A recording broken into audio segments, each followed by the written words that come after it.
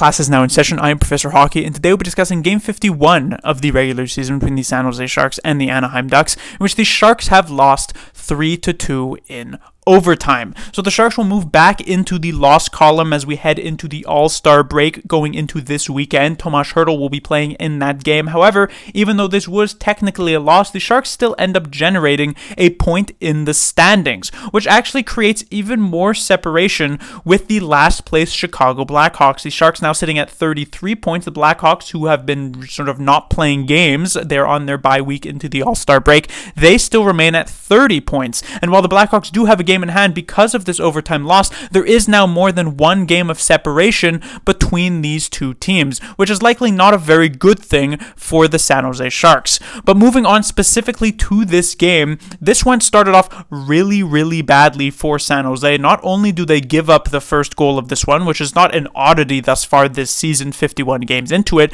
but it's more so that the Sharks were playing so terribly through the first 5 minutes. It's not even the situation where the Ducks were just so overwhelmingly better that the Sharks couldn't handle it, but they were shooting themselves in the foot many times over in the defensive zone, and I counted close to half a dozen giveaways just in that 5 minutes alone to open up this game. They were quite lucky that the Ducks only scored a singular goal, and had they been against a better team, they almost certainly would have been in line for like a disastrous loss. But because the Ducks are only a few points ahead of San Jose in the standings, things were kept relatively close, and the Sharks managed to settle things down and eventually even get the game-tying goal in the first period, coming from Anthony Duclair on the power play, which also included Shakir Mukhamadulin's first point in the NHL in just his third regular season game. And so heading into the second period, the game was still tied at 1. In the second, there would only be a singular goal scored, and that would be scored by the man, the myth, the legend, Marc-Edouard Vlasic, his fifth goal in the last 9 games. An incredible set of games here for Marc-Edouard Vlasic, at least from an offensive perspective. He's just been lighting it up. Not exactly the most amazing goals that are super replicable over time, but sometimes the puck just seems to be going in for you, and that is clearly the case for Vlasic at this point. And so it was a 2-1 game at the end of the second period. Now, heading into this third period, it is a reminder to just 24 hours ago, after the Sharks finished off the Seattle Kraken with a 2-0 shutout victory, David Quinn jokingly said in an interview how they learned in the third period to simply just not give the puck to the other team, and the other team couldn't score if they don't really have the puck. Well, that was obviously said in a joking manner, but those teachings didn't necessarily transfer to tonight's game against the Anaheim Ducks, because while the Sharks were not dominated in the third period, it was quite clear that they were playing on their heels, and they were very somewhat comfortable, I guess you could say, not playing with the puck. The Ducks just had tons of offensive zone time, tons of puck possession time, and yet it wasn't that many chances on net, and we went a good 19 minutes with the Sharks managing to maintain their 1-goal lead. It was up until Troy Terry in a 6-on-5 situation would score to tie this game up. It otherwise looked like the Sharks might be able to clean up another regulation victory for themselves. But with the game-tying goal, the Sharks would instead head to overtime, and we were going to see some very interesting trios of who the Sharks would send over the boards for this one. Remember, Hertl is injured for this game. Granlund is injured for this game. Barabanov left this game with an injury as well. And so who would we see line up together? Well, we saw a duo of Couture and Zetterlund, we saw a duo of Eklund and Duclair, and we even ended up seeing a duo of Cunnin and Sturm, something that I would have obviously been against ever seeing in an overtime period, but for a lack of better options, you kind of have to send those players on. From a defensive standpoint, however, it should be mentioned that Mukhamadullin also saw the ice, in particular for the first shift of the overtime. He would also end up finding himself on the ice when the Ducks would score the game winner from Frank Vetrano. Though I will definitely not put much blame onto Mukhamadullin, forced to defend in a 2-on-1 situation as Duclair loses a battle with the puck and then just seemingly doesn't have the speed or the energy or the will or the whatever to get back into the play. That does indeed put the game away for the Ducks in overtime. Moving on to the players to talk about, we have the top line of Couture, Zetterlund, and Hoffman. So we see that the lineups for the forwards at the very least did not change from game to game here. The previous one against the Seattle Kraken, even though a few of the lines weren't weren't really rolling. This top line is indeed an example of one of them. Couture, Zetterlund, and Hoffman were not good in the previous game, and they were again not particularly effective here tonight against the Ducks either. And that really starts with Logan Couture. The centerman is a pretty pivotal role on any forward line, and you could see that Hertl, when he's playing, he's driving his line forward. Granlund driving his line forward. Eklund now, even just in these last couple of games as a center, driving his line. Couture, there's the excuse of the fact that he missed the good chunk of the start of the season, the first half, pretty much, even more than that. Didn't get the practice in the training camp or the preseason, so he definitely has these excuses, but at the end of the day, things just aren't really happening on this top line. Couture is a major reason for why that is, just a singular point in the 6 games that he has played since returning. His defensive game, it's certainly not bad. He has been a nice boost to the Sharks' penalty kill, which hasn't looked as disastrous over these last few games as it previously did this season, so those are some positives for sure, but they're just not really any offense doing here. His line mates not necessarily doing him a ton of favors either. Mike Hoffman, I will say, actually played pretty well through the first half of this game, even had a couple of really close calls, a 2-on-1 situation where Hoffman had a great shot but was unfortunately robbed by John Gibson. As the game wore on, the latter half, he wasn't as apparent, but that may have more so to do with the fact that the Sharks in the third period in general had pretty much zero puck possession, so it's not entirely on Hoffman for that, but it's more so I'm looking towards Zetterlund as not exactly helping out Couture all that much. He just hasn't been super effective over these last couple of games. That is not to say that he has been bad. That is very important to keep in mind. I do think Zetterlund has been decent enough, kind of like what I mentioned with Couture. The defensive game hasn't necessarily lagged behind all that much, but from an offensive perspective, Zetterlund not exactly contributing a ton to the San Jose Sharks, and I think the 2 weeks off that the Sharks are about to get is going to be very helpful, not only for him and for Couture, but for a lot of the other Sharks players who haven't necessarily been playing all that great as of late.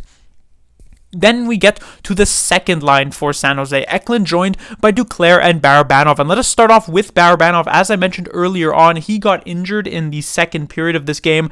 Unlike Zetterlund, who also did that, though he would come back for the third period, Barabanov would not come back for the rest of the game. And yet, the Sharks were not really missing anything with his absence, because up to that point, Barabanov had been playing quite poorly, kind of like how he has been this entire season. Had you told me 6 months ago that Barabanov was going to be a trade bait at the deadline in this upcoming season, I would have mentioned that, maybe he could get like a second round pick or a pretty decent prospect. At this point, I'm not even sure if the Sharks will be able to manage to find a trade partner for Barabanov, because he's just been very ineffective for San Jose. And because there have been so many teams out of action as of late, as we lead on to the All-Star break, as I believe this is the last game of days before the All-Star break does start, there were many scouts in attendance for tonight's Sharks-Ducks game, and if they were taking a look at what Barabanov could bring to the table for their team, they definitely did not see much from him.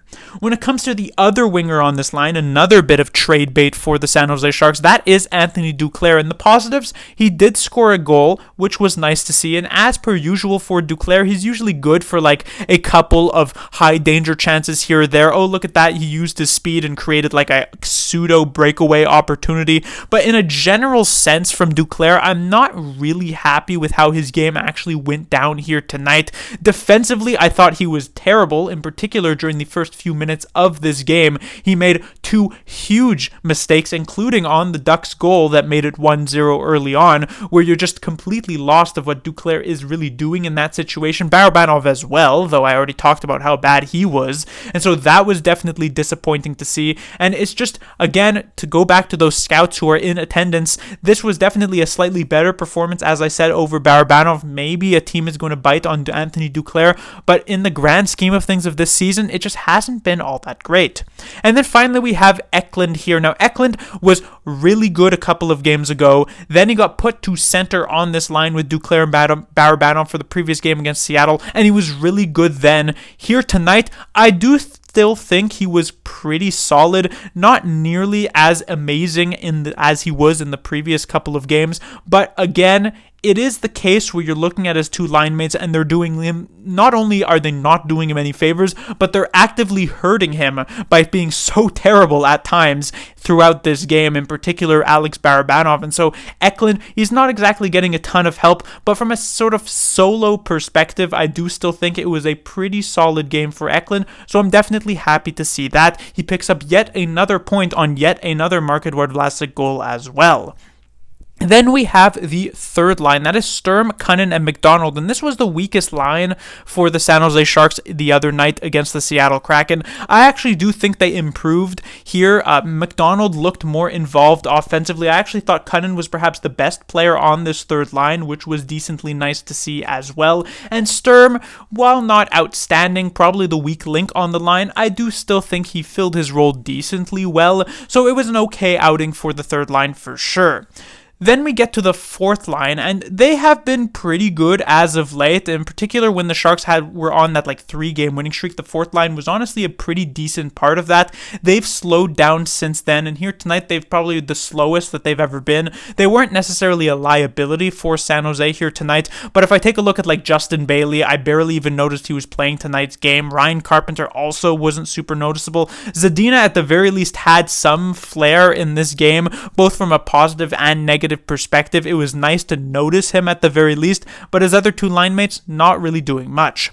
Then we get to the defensive perspective for the San Jose Sharks, and once again, the top pairing here is Vlasic, joined by Kyle Burroughs instead of Ty Emberson. Emberson, who has been dealing with a lot of injuries thus far this season, is once again sitting out due to an injury, I believe, so this will, again, the 2 weeks off will serve him quite well, but Vlasic joined by Kyle Burroughs, who's not exactly the most amazing top pairing defenseman that the Sharks do have, and yet Vlasic does not miss a single beat. I mentioned earlier on the 5 goals in 9 games. It's very impressive. It's nice to see this offensive output coming from Mark Edward Vlasic, and him jumping up in the play is also really, really nice. But even if Vlasic had 0 goals over these last 9 games, it would have still been an impressive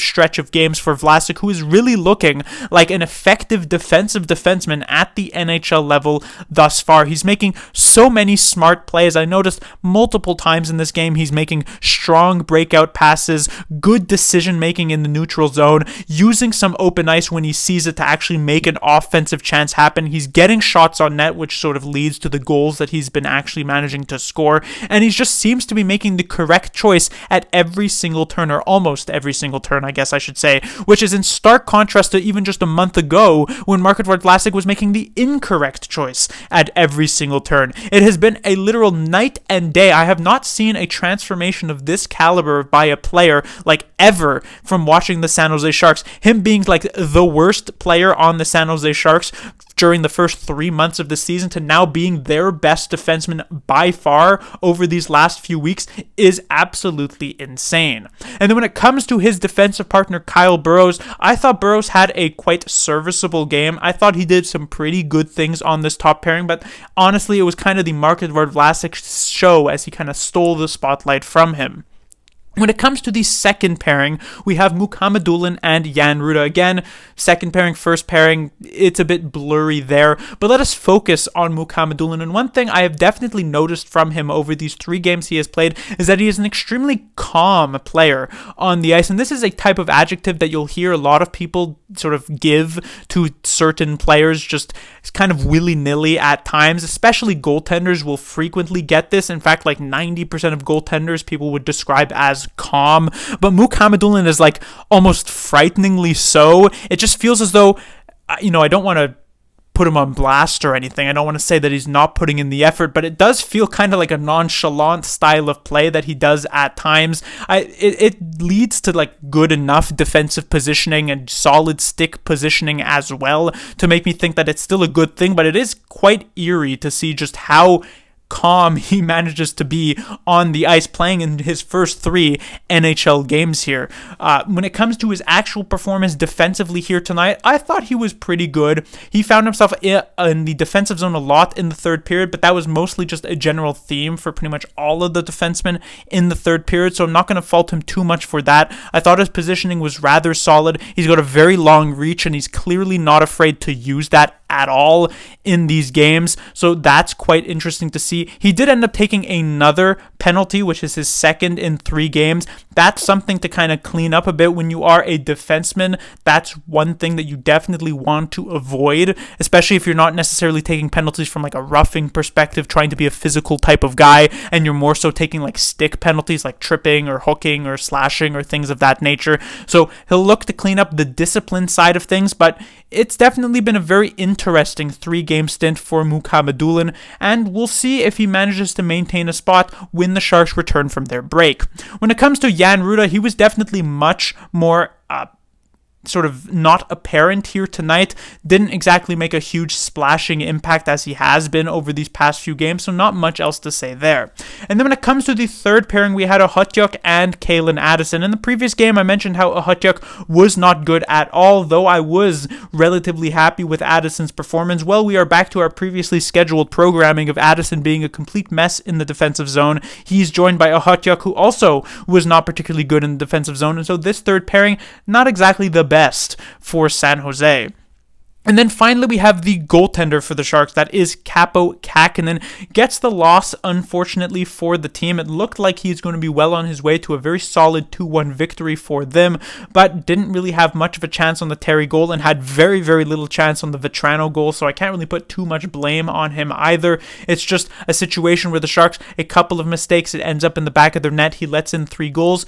Decent enough outing for Kähkönen for sure. But that will do it for this review. The Sharks will be back in action on February 14th, so on Valentine's Day, in exactly 2 weeks' time, the Sharks will be taking on the Winnipeg Jets. So they'll be going from facing off against a relatively easy competition in the Anaheim Ducks to one of the best teams in the Western Conference, the Winnipeg Jets. We'll see if the Sharks will be prepared after such a long time off.